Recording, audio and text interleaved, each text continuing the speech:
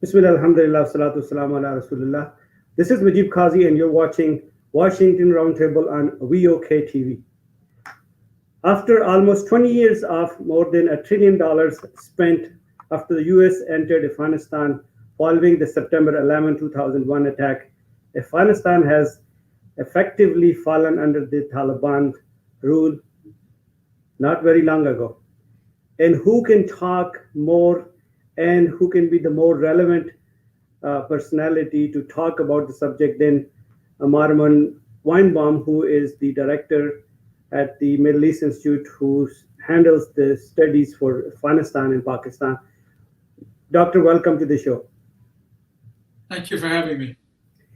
After having seen 20 years of conflict, what is the takeaway for the world, what we see happening in Afghanistan, particularly with the announcement that the Taliban have made the announcement of their government today? Well, it's certainly, I think events are moving very quickly. We didn't expect the Taliban to have anything like the momentum that it had, its ability to take not months to solidify its control, but to be able to do it in a matter of weeks. And right now, it's going to really, I believe, shake up so much of South Asia, Central Asia. We tend to think of it just in terms of U.S. withdrawal and naturally also the problem here of refugees and people trying to flee. But there's something much more involved here. As I suggest, it will have implications here for Pakistan. It will have implications certainly for Pakistan's relations with India, and also with the power balance here in this part of the world, because we're talking about an area which has not just Afghanistan, but Iran, Russia, China, Pakistan, India, Saudi Arabia, either close neighbors or a little bit more distant neighbors. So all of this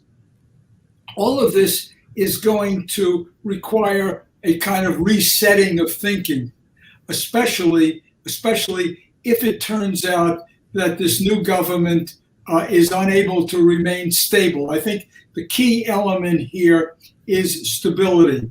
I think all of the players here would like to see that.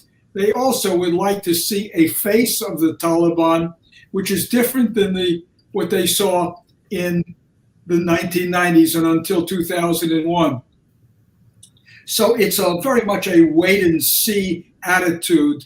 But one thing we seem to have been spared of this in this recent developments is that if it was going to happen, it happened quickly. That it did not bring about a messy civil war, which would, I think, then make it much more difficult for the countries in the region to avoid involvement. I have read a statement from General McKinsey and the Washington Post stating that they're working closely with the current Taliban regime. Does that mean that we have a new partner in the region that we are working with closely?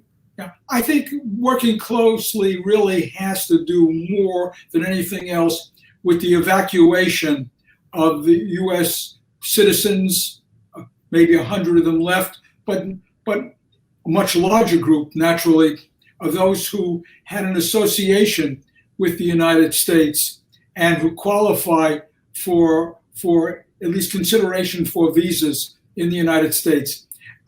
The kind of cooperation that would go beyond that, I believe, would be limited as far as the United States is concerned, with a desire not to get re-engaged here.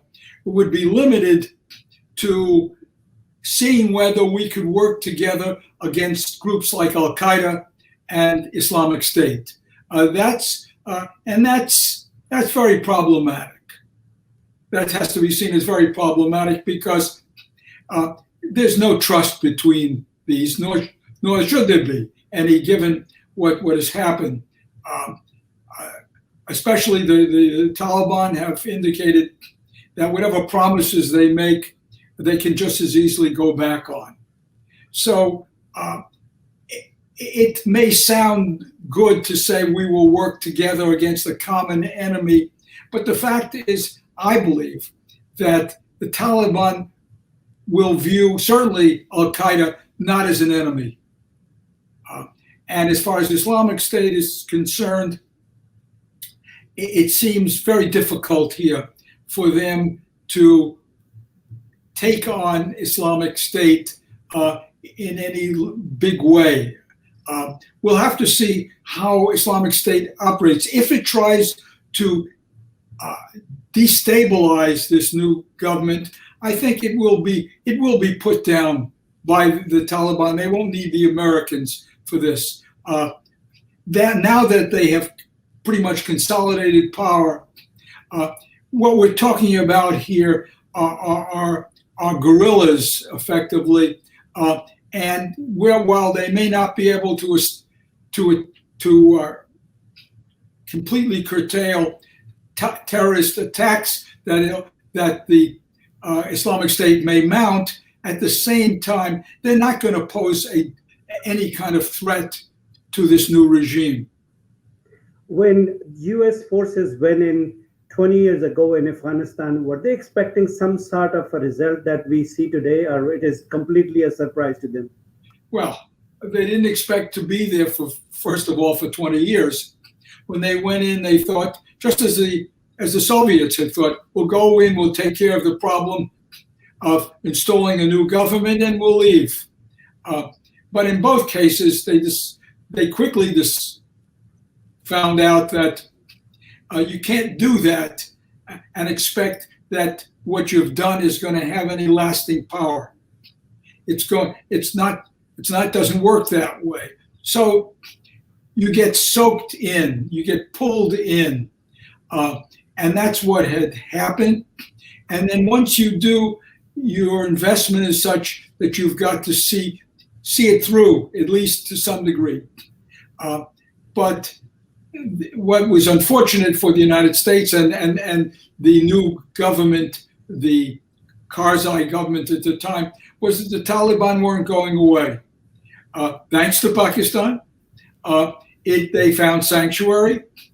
And whatever you may conclude about Pakistan's role in the Taliban, they had an opportunity to rebuild. And by 2006, they had emerged as a very serious insurgency. And then what we saw here was a long period here of relative stability. Yes, gradual gains on the part of the Taliban as they took over larger and larger portions of the country, particularly the rural areas, I should stress. It's only since the United States signed an agreement with the Taliban in February of last year. They signed an agreement which effectively told the Taliban, it's all yours. You just have to wait a little while, precisely 14 months. And then when President Biden came in April of this year, he announced that we're going to honor what the Trump administration had done, and we're going to move out, but not May 1st, but September 11th and then August 31st. So what I'm getting at here is that once the security forces, which have been the key really to the staying power of this government, the previous government here of Ashraf Ghani, the key here was whether the security forces could hold together, whether they would have the will to fight as well as the capability of fighting. Well, they didn't have that capability without American and NATO assistance. And when they realized they were going to lose that,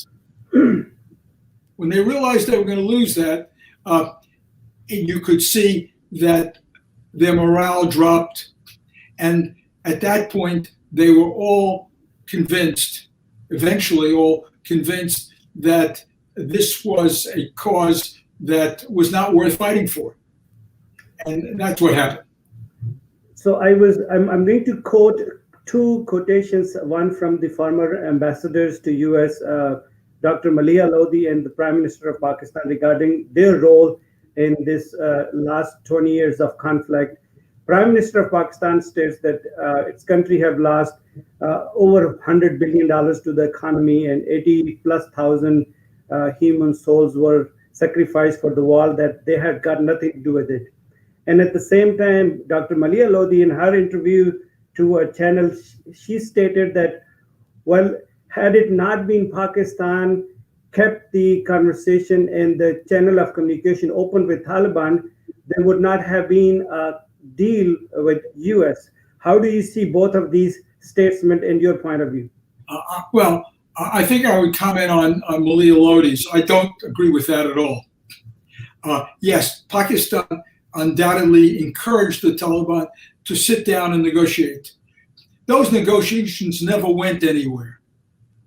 They only revealed that the Taliban are not interested in making compromises, and that continues to be the case. They've never really compromised on their vision of establishing an emirate and returning essentially to the form of government, maybe a little bit more less draconian in its behavior, the same kind of government that they had earlier. That's always been their goal.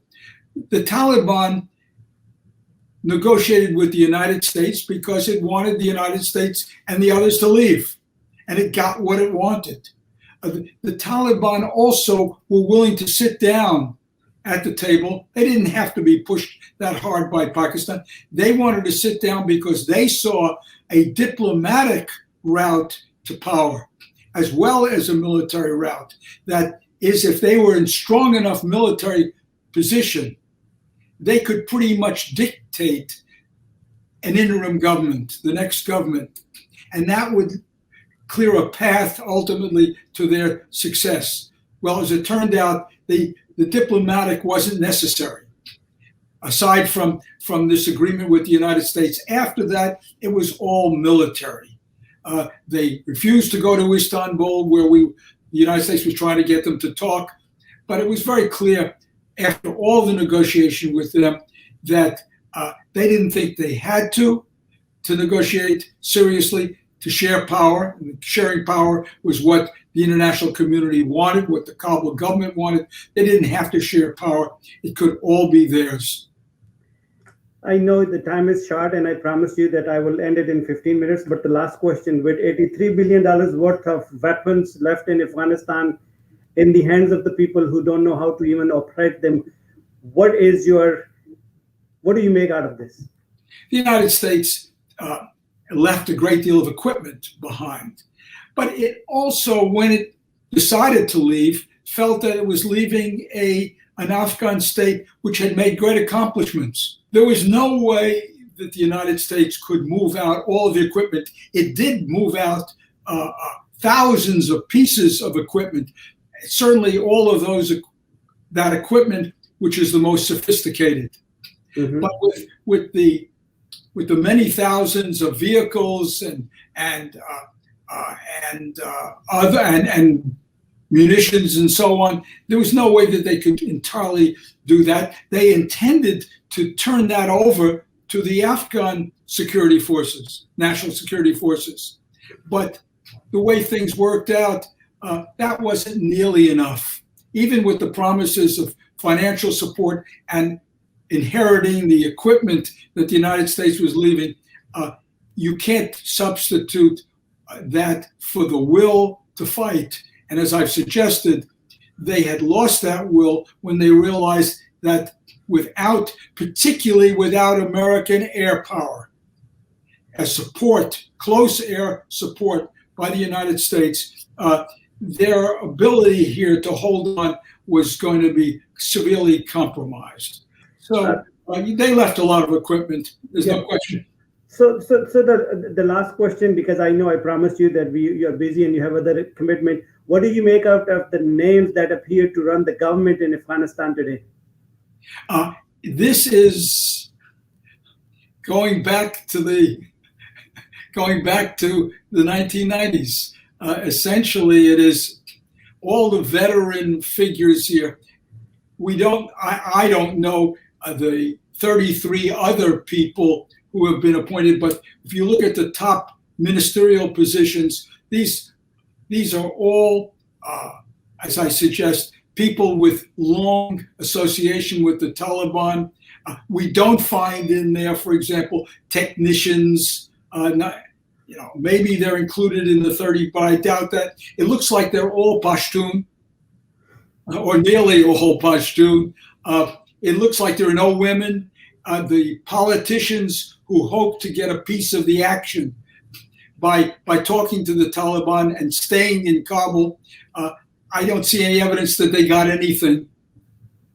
So it's not an inclusive government, as they said they were determined to have, at least unless there's another generation of appointments. It's not that. And above all, it doesn't have a government that would give one very much confidence that they can govern successfully. And that may be the real weakness that they face as all the problems mount now on them: financial collapse, famine, and other issues which are coming to bear now. And their ability to handle those, certainly based on what they were like in the 1990s, they're ill-equipped to do that. So do you think the U.S. will acknowledge or recognize the government in Afghanistan? The U.S. will not recognize the Kabul government until, first of all, some long period of time.